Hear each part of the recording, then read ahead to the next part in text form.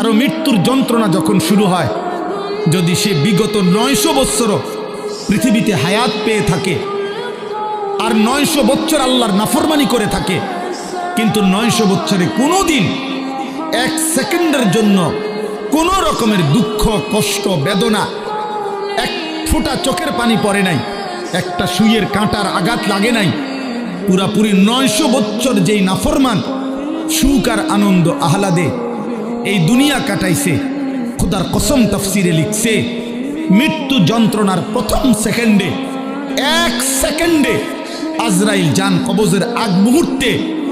মৃত্যু যন্ত্রণার প্রথম মুহূর্তেই 900 বৎসরের সুখ আর আনন্দ নাফরমান ভুলে যাবে, ভুলে যাবে, ভুলে যাবে। পরবর্তী সেকেন্ড যদি তাকে জিজ্ঞেস করা হয়,